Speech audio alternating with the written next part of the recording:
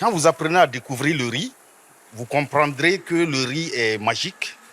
C'est une culture par excellence de résilience.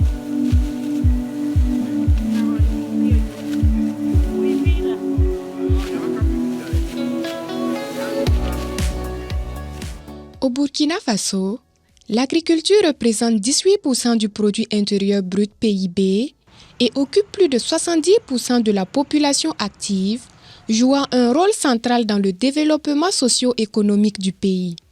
Le secteur agroalimentaire se caractérise par la présence de petites entreprises en amont, utilisant des méthodes traditionnelles et affichant une faible productivité. Ainsi, le projet Centre d'innovation verte Procive, mis en œuvre sous la tutelle du ministère de l'Agriculture, des Ressources animales et halieutiques MARA, collabore avec les producteurs, les organisations responsables des chaînes de valeur du riz et du sésame, les entreprises privées, ainsi que les centres de formation agricole. L'objectif est de proposer des solutions adaptées et innovantes pour répondre aux besoins alimentaires d'une population en croissance. Ce n'est pas toujours évident de changer le comportement des paysans africains. Ils s'accrochent généralement à des vieilles technologies et l'innovation met du temps à passer. Donc, nous contribuons également à nous rassurer que l'innovation va avec ce que nous inventons. L'idée du projet Centre d'innovation verte est de mettre en relation les différents éléments tout au long des chaînes de valeur, en commençant par les fournisseurs d'intrants, à travers les producteurs, les transformateurs et les commerçants. L'idée de Procive est également de renforcer les chaînes de valeur à travers des innovations qui sont connectées avec exactement ces différents éléments, ces différents groupes cibles tout au long de la chaîne de valeur pour promouvoir vraiment l'économie locale. Le Procive a travaillé avec différents types d'innovations. Nous avons par exemple les innovations de savoir. Donc on a travaillé avec les producteurs sur l'application des bonnes pratiques agricoles qui leur ont aidé à produire, à préparer leurs champs dans les meilleures conditions. Nous avons également des innovations organisationnelles, comme par exemple l'agriculture contractuelle ou la formation des coopératives qui ont maintenant permis à nos groupes cibles de mieux se présenter et de renforcer leur position sur le marché local. Nous avons finalement une troisième catégorie des innovations, et là il s'agit des innovations techniques comme des aspects de mécanisation qui ont également joué un rôle en renforcer l'agriculture au sein de nos groupes cibles. Le projet Centre d'innovation verte a commencé en 2014, donc ça sera presque 10 ans quand le projet arrivera à terme. Et jusqu'à présent, nous avons arrivé à accompagner 100 000 petits producteurs en chaîne de valeur riz et sésame.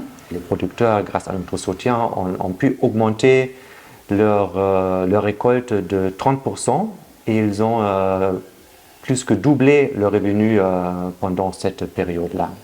Nous avons également créé un certain nombre d'emplois, surtout au niveau de la transformation. Il s'agit de 1250 emplois à peu près, juste pour citer certains résultats du projet Procive. La mise en œuvre des approches du Procive a engendré des changements de la production des semences jusqu'à la transformation. Il y a quelques années de cela, la population burkinabé ne consommait pas notre riz. Ce n'est pas qu'ils n'avaient pas cette capacité financière de la payer, mais du fait de la qualité du riz, ça faisait que beaucoup ne s'intéressaient pas à notre riz. Et grâce à Procive aujourd'hui, avec l'appui qu'il a pu apporter non seulement aux acteurs privés, mais également à nos institutions, nous disposons en tout cas de riz de qualité, et qui fait qu'aujourd'hui nous pouvons parler de consommation locale. La GIZ, à travers les Procive, a beaucoup travaillé avec l'Union nationale des producteurs sémenciers et les sémenciers du Burkina à travers pas mal de renforcements des capacités, des formations et surtout un appui à l'acquisition du matériel de nettoyage et de conditionnement, parmi lesquels il y a même une trieuse optique qui est installée actuellement à Didougou. C'est-à-dire que nous avons pu équiper donc 6 régions donc de ces machines-là. À ce niveau, je peux dire que ce partenariat nous a permis vraiment d'améliorer considérablement la qualité donc de nos semences et également réduire le temps de travail, sans compter que ça permet aussi de créer de l'emploi au niveau donc de ces différentes zones. Après avoir calibré les semences, là, on gagne une qualité suffisante. Et au niveau des producteurs, quand ils sèment, pendant la récolte, là, ils gagnent un potentiel rendement en hectare suffisamment. Ce qui permet d'avoir beaucoup de revenus suffisants en fin d'année. Il y a eu des changements. On a bénéficié des formations sur la conservation même des produits, le stockage dans les magasins. Voilà. On a amélioré notre production. Au niveau des semis, on a augmenté non seulement nos superficies, les fertilisants, les éléments de fertilisants, on a augmenté, et ce qui a impacté aussi sur la récolte. À la récolte, on a eu beaucoup de rendement, quoi. Le rendement a augmenté par rapport à la production des années précédentes.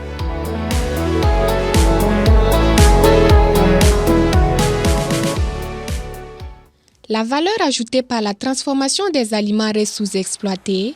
Les technologies et techniques utilisées n'étaient souvent pas adaptées et innovantes. Les exploitations agricoles fonctionnaient en dessous de leurs capacités. Avec l'approche de mécanisation promue par le ProCiv, des changements sont visibles au niveau de la production. La mécanisation agricole. Et voici une initiative que le ministère a lancée et que ProCiv a pris à bras le corps. Et nous avons vu sur le terrain que ProCiv a accompagné des jeunes entrepreneurs, voilà, à les a dotés de kits de matériel et aujourd'hui qui font de la prestation des services et qui est une initiative que le ministère est en train de promouvoir. De 2020 à 2022, le ProCiv a accompagné 43 jeunes dans sa zone d'intervention, dont une femme. Et ces jeunes ont pu offrir des services de mécanisation agricole à plus de 10 000 petits exploitants agricoles de la zone d'intervention du projet. C'est les hauts bassins, la boucle du Monde, les cascades et les sud-ouest. Grâce à l'acquisition de ces différents matériels, ça m'a déjà permis d'agrandir mes projets et tout, d'agrandir mon exploitation et aussi de faire des prestations de services à travers les producteurs qui sont aux alentours. Le service de mécanisation, ça nous a rendu beaucoup arrangé. C'est plus rapide et puis c'est plus rentable par rapport au B là. Donc, on combine dans que n'ambulé. Malo na commencé la danma. Amusika tili tanyo waka obe tili wolu flanyo waka danna. Mazeni nanate. Mazeni bada yani tili fla ababa. En outre, il manque des stratégies d'approvisionnement durable en matières premières, de qualité et en quantité suffisante. Ces facteurs limitent la rentabilité de ces entreprises et leur contribution à la création d'emplois durables. Le ProCiv a accompagné 12 usines de transformation du riz qui entretiennent des lignes d'approvisionnement avec plus de 13 000 producteurs à travers l'approche de l'agriculture contractuelle pour consolider leur lien d'affaires en fournissant des semences, des engrais et des services de vulgarisation. L'appui des producteurs à la ferme a permis de déployer des approches sur les bonnes pratiques agricoles, sur l'esprit entrepreneurial qu'il doit avoir et cela a contribué à augmenter la productivité des terres et cela s'est matérialisé par une augmentation de revenus auprès des exploitations agricoles qui sont nos principales cibles. L'agriculture contractuelle est un outil que nous utilisons beaucoup à Neb Norma parce qu'avec le partenaire ProCiv, on a eu à faire des activités et à élaborer même le contrat entre producteurs et la rizerie. Donc je pense qu'aujourd'hui, au niveau même du Burkina, nous sommes les premiers même au niveau de l'agriculture contractuelle, grâce au partenaire ProCiv. Après l'intervention de ProCiv au niveau des équipements, la qualité du riz a été vraiment améliorée, puisque le riz est devenu plus blanc au niveau du décortiquage. Il faut dire que non, les rendements à l'hectare ont augmenté. Et également la qualité du paddy qui sort est vraiment d'une qualité appréciable. Parce que le riz est beaucoup plus mûr. On évite les déchets, les impuretés, tout ce qui a comme mélange variétal. Grâce à l'intervention du ProSIV, ces problèmes commencent à derrière nous. Il faut dire que l'impact de la rizerie au niveau de la création d'emplois a été vraiment positif parce qu'aujourd'hui, nous avons 15 permanents et au moins 27 temporaires. Il faut dire que les revenus des producteurs ont augmenté parce que le marché est sûr. Quand ils produisent, la Faso récupère la production. Donc ça veut dire que non, il n'y a pas de mévente. Ils assurent la scolarité de leurs enfants. Donc les revenus ont considérablement augmenté. Je peux dire d'année en année, le coût du paddy connaît une croissance. Et si le coût du paddy connaît une croissance, ce qui veut dire que les revenus aussi vont augmenter au niveau des producteurs. L'objectif du ProSIV est de promouvoir les innovations dans le secteur agroalimentaire des régions rurales et contribuer ainsi au développement rural durable en étroite collaboration avec les acteurs locaux. Nous avons dès le départ donc impliqué les partenaires dans la mise en œuvre des activités, donc dans le travail que nous effectuons sur le terrain, et nous avons identifié également des partenaires d'ancrage pour pouvoir poursuivre la mise en œuvre des projets les plus promettants. Et dans ce cadre-là, nous avons donc renforcé les capacités de ces acteurs. Nous leur avons donné tout le paquet technologique et aujourd'hui, je peux vous dire que ces partenaires d'ancrage déjà implémentent et mettent en œuvre différentes actions de nos projets sans même la présence et l'appui du projet.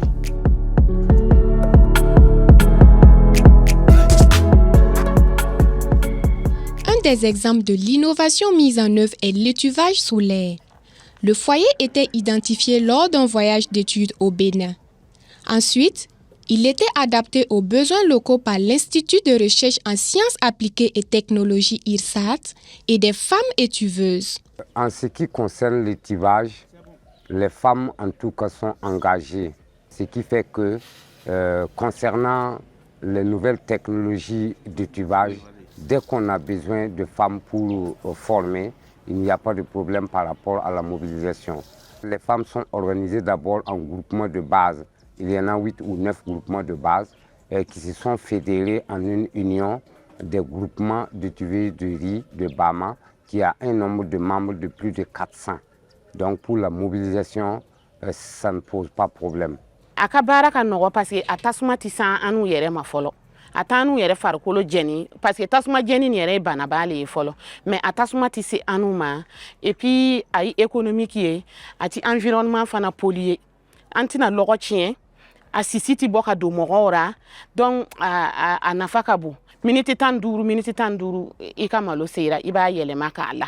L'utilisation de l'énergie solaire, c'est vraiment une innovation pertinente dans ce domaine parce que c'est la première fois qu'on voit une application de l'énergie solaire pour étuver le riz. L'avantage, c'est qu'on peut fonctionner même quand il n'y a pas le soleil à travers la batterie. On emmagasine l'énergie nécessaire et lorsqu'il n'y a pas de soleil, les femmes peuvent poursuivre leurs activités sans crainte d'interrompre. Voilà l'innovation majeure. Pour soutenir les entrepreneurs des petites et moyennes entreprises PME, le ProSIV accompagne la Maison de l'entreprise du Burkina Faso MEBF dans la mise en œuvre du SME Business Training and Coaching Loop, SME Loop, une approche développée par la GIZ. L'objectif du SME Loop est d'accélérer le développement des PME par l'amélioration de bonnes pratiques de gestion d'entreprise et de faciliter l'accès au marché et au financement afin de créer de nouveaux emplois et de consolider ceux déjà existants. Dans le cadre du ProSIV, le SME Loop a consisté à renforcer donc les compétences des promoteurs qui interviennent dans le domaine agroalimentaire. Et là, c'était quoi? Il y a eu la phase d'identification de ces promoteurs-là, la phase de sélection pour voir ceux qui répondent aux critères du SME Loop. Et après cette phase, il y a eu un diagnostic approfondi. Et quand on fait le diagnostic, on essaie de voir quelles sont les faiblesses de ces promoteurs et qu'est-ce qu'on peut apporter comme appui. Et suite à ça, on les forme. À l'issue de la formation, nous, on se déplace sur le terrain pour renforcer un peu les capacités de ces promoteurs d'entreprises-là. C'est notamment en gestion et vraiment l'appui conseil. SMS Loop, ça m'a donné maintenant l'envie d'être un entrepreneur parce que suite à ça, ils ont révélé les capacités entrepreneuriales qui étaient cachées en moi. Le découragement était déjà installé. Mais avec le coach M. Soulaman, voilà, avec toute l'équipe qui m'a accompagné, aujourd'hui, je pense que si on vient dans la région des Hauts-Bassins, je suis un leader entrepreneurial. Par rapport à cette méthodologie SME Loop, il faut reconnaître que c'est un programme innovant, jamais expérimenté au Burkina Faso, qui permet en fait de préparer les entrepreneurs à mieux piloter leur entreprise. Ce n'est pas un programme où on arrive, on commence à donner de l'argent. On commence d'abord à préparer l'entrepreneur, à mettre en place un certain nombre d'outils de gestion, un certain nombre de méthodologies qui lui permettent de mieux piloter son entreprise. La maison d'entreprise a bénéficié de la formation d'un master coach. Le master coach ici prend en compte tout ce qu'il y a eu comme méthodologie par rapport au SME Loop et c'est à lui maintenant d'administrer ce programme au profit des petites et moyennes entreprises.